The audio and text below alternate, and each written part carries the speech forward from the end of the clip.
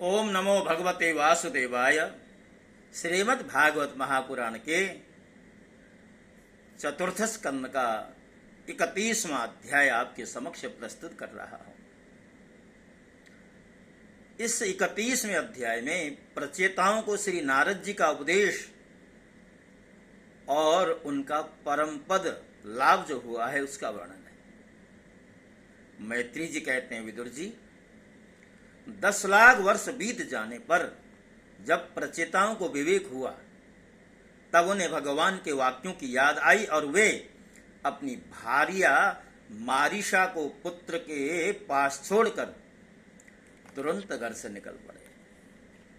वे पश्चिम दिशा में समुद्र के तट पर जहां जाजली मुनि ने सिद्धि प्राप्त की थी जा पहुंचे और जिससे समस्त भूतों में एक ही आत्म तत्व विराजमान है ऐसा ज्ञान होता है, उस आत्मस्वरूप आत्म विचार रूप ब्रह्म सत्य का संकल्प करके बैठ गए। उन्होंने प्राण, मन, वाणी और दृष्टि को वश में किया तथा शरीर को निश्चेष्ट, स्थिर और सीधा रखते हुए आसन को जीत कर चित्त को विशुद्ध पर ब्रह्म में लीन कर दिया। ऐसी स्थिति में उन्हें देवता और असुर दोनों के ही वंदनीय श्री नारद जी ने देखा। नारद जी को आया देख प्रचेतागण खड़े हो गए और प्रणाम करके आदर सत्कार पूर्वक देश कालानुसार उनकी विधिवत पूजा की। जब नारद जी सुखपूर्वक बैठ गए तब वे कहने लगे, देवर्षि, आपका स्वागत है। आज बड़े भाग्य से हमें आपका दर्शन हुआ। ब्रह्मन सूर्य के समान आपका घूमना फिरना भी ज्ञानालोक से समस्त जीवों को अभय दान देने के लिए ही होता है। प्रभु, भगवान शंकर और श्री विष्णु भगवान ने हमें जो उपदेश दिया था उसे गृहस्थी में आसक्त रहने के कारण हम लोग प्रायः भूल गए हैं। भक्तों, प्रचेताओं की चतुराई देखिए। यद्यपि वह ज्ञान जो भगवान शंकर और भगवान नारायण ने दिया था उन्हें विस्मृत नहीं हुआ था, फिर भी ज्ञानियों और भक्तों की ये चतुरता होती है कि अधिक से अधिक सत्संग का लाभ प्राप्त हो जीवन में, यही उनका प्रयास रहता है। प्रचेताओं ने कहा कि आप हमारे हृदयों में उस परमार्थ तत्व का साक्षात्कार कराने वाले अध्यात्म ज्ञान को फिर प्रकाशित कर दीजिए, जिससे हम सुगमता से ही इस दुस्तर संसार सागर से पार हो जाए। मैत्री जी कहते हैं, भगवानमय श्री नारद जी का चित्त सर्वदा भगवान श्री कृष्ण में ही लगा रहता है। वे प्रचेताओं के इस प्रकार पूछने पर उनसे कहने लगे,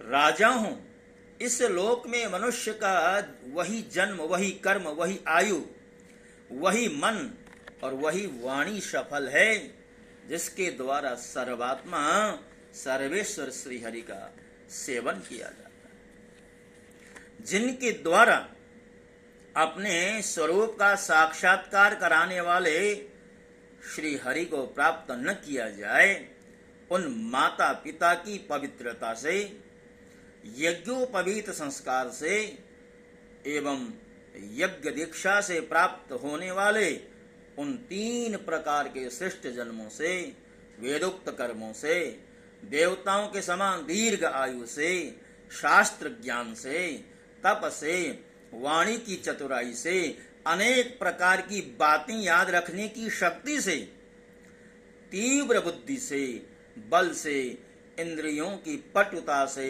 योग से, सांख्य, आत्मनात्म विवेक से, संन्यास और वेदाध्ययन से तथा व्रत वैराग्यादि अन्य कल्याण साधनों से भी पुरुष का क्या लाभ है। वास्तव में समस्त कल्याणों की अवधि आत्मा ही है। आत्मज्ञान प्रदान कराने वाले श्री हरि ही संपूर्ण प्राणियों की प्रिय आत्मा है।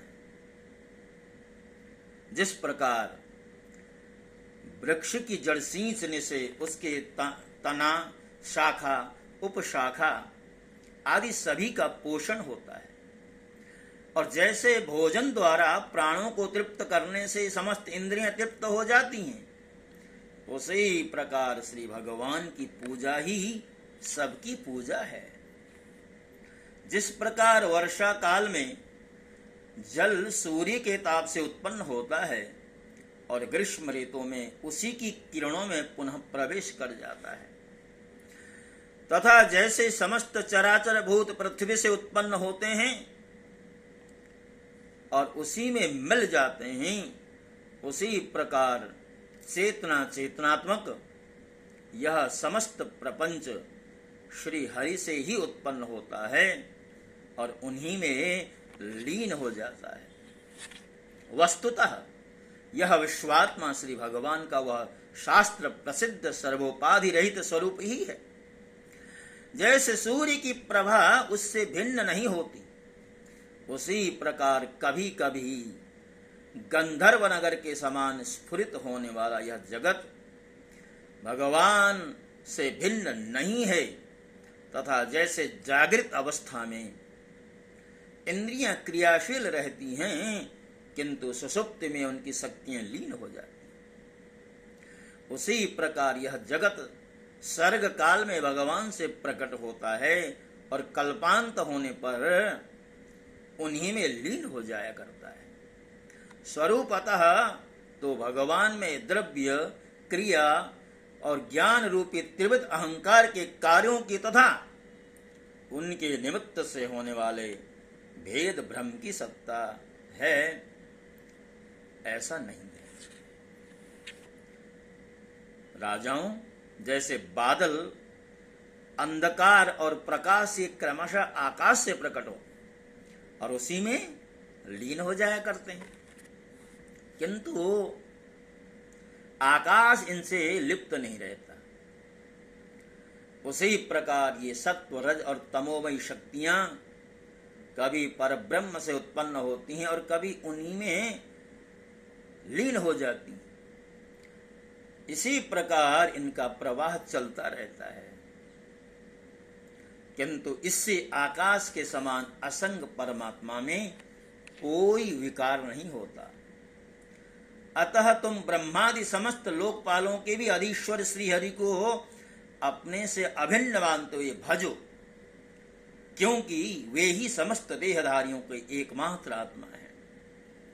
वे ही जगत के निमित्त कारण, काल, उपादान कारण, प्रधान और नियंता पुरुषोत्तम हैं, तथा अपनी काल शक्ति से ही वे इस गुणों के प्रवाह रूप प्रपंच का संहार कर देते हैं। नारद जी ने एक बहुत सुंदर बात यहां पर बताई। नारद जी कहते हैं भगवान कैसे प्रसन्न होते हैं, सुनो। दयया सर्वभूतेषु संतुष्ट्या येन केन वा सर्वेन्द्रियोपशान्त्या च तुष्यत्याशु जनार्दनः।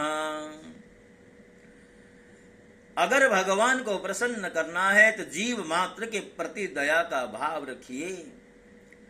जीवन में प्रारब्धवश जो कुछ भी प्राप्त हो उससे संतुष्ट रहिए। इंद्रियों और उनके विषयों से सर्वथा सावधान रहिए। अगर ये तीन गुण आपके अंदर हैं तो आशु जनार्दनः तुष्यति, अर्थात भगवान बहुत शीघ्र प्रसन्न हो जाया करते हैं। पुत्रैषणा आदि सब प्रकार की वासनाओं के निकल जाने से जिनका अंतःकरण शुद्ध हो गया है, उन संतों के हृदय में उनके निरंतर बढ़ते हुए चिंतन से खींचकर अविनाशी श्री हरि आते हैं और अपनी भक्ताधीनता को चरितार्थ करते हुए हृदय आकाश की भांति वहां से हटते नहीं हैं। भगवान तो अपने को भगवान को ही सर्वस्व मानने वाले निर्धन पुरुष पर ही प्रेम, उनसे ही प्रेम करते हैं। वे परम रसज्ञ हैं।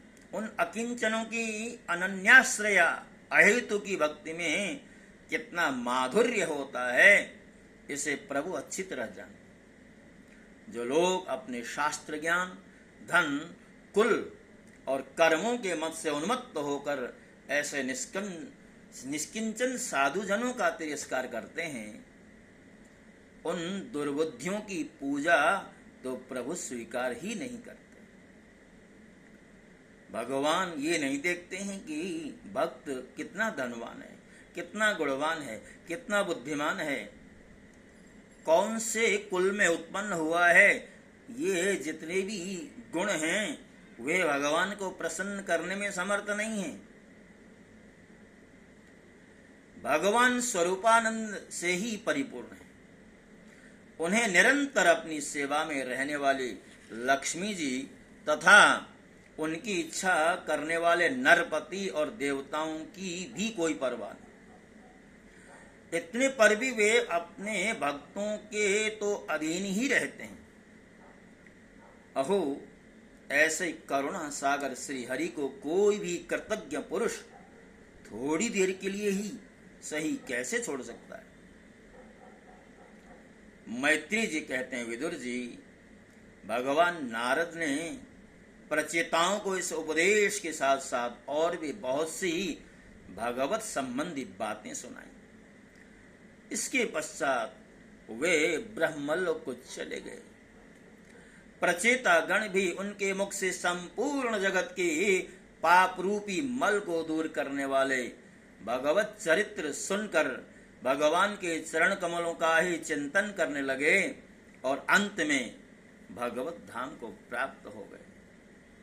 इस प्रकार आपने जो मुझसे श्री नारद जी और प्रचेताओं के भगवत कथा संबंधी संवाद के विषय में पूछा था, वह मैंने आपको सुना दिया।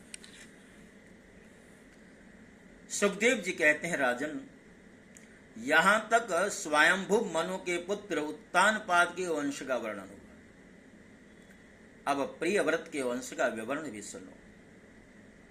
राजा प्रियव्रत ने श्री नारद जी से आत्मज्ञान का उपदेश पाकर भी राज्य भोग किया था तथा अंत में संपूर्ण पृथ्वी को अपने पुत्रों में बांटकर वे भगवान के परम धाम को प्राप्त हुए थे। राजन, इधर मैत्री जी के मुख से यह भगवत गुणानुवाद युक्त पवित्र कथा सुनकर विदुर जी प्रेम मग्न हो गए। भक्ति भाव का उद्रेक होने से उनके नेत्रों से पवित्र आंसुओं की धारा बहने लगी तथा उन्होंने हृदय में भगवत चरणों का स्मरण करते हुए अपना मस्तक मुनिवर मैत्री जी के चरणों पर रख दिया। विदुर जी कहते हैं, महायोगन, आप बड़े ही करुणामय हैं। आज आपने मुझे अज्ञान अंधकार के उस पार पहुंचा दिया है जहां अकिंचनों के सर्वस्व श्री हरि विराजते हैं। सुखदेव जी कहते हैं, मैत्री जी को उपयुक्त कृतज्ञता सूचक वचन कहकर तथा प्रणाम कर विदुर जी ने उनसे आज्ञा ली और फिर शांत चित्त होकर बंधुजनों से मिलने के लिए वे हस्तिनापुर चले गए। राजन, जो पुरुष भगवान के शरणागत परम भागवत राजाओं का यह पवित्र चरित्र सुनेगा, उसे दीर्घ आयु, धन, सुयश, क्षेम, सद्गति और ऐश्वर्य की प्राप्ति होगी। भक्तों, बहुत ही मनोहारी प्रसंगों से भरा हुआ यह 31वां अध्याय यहां पर संपन्न होता है। न केवल 31वां अध्याय अपितु उसके साथ साथ चतुर्थ स्कंद भी यहां पर पूर्ण होता है।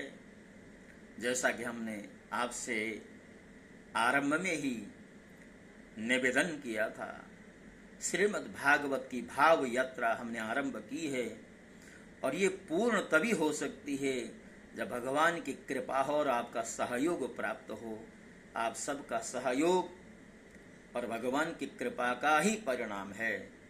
ये भाव यात्रा आज चतुर्थ स्कंद को पार कर गई है। कल के प्रसंग में पंचम स्कंद का प्रथम अध्याय आपकी सेवा में प्रस्तुत होगा। तब तक के लिए मैं आपसे विदा लेता हूँ। जय श्री कृष्ण। ओम नमो भगवते वासुदेव।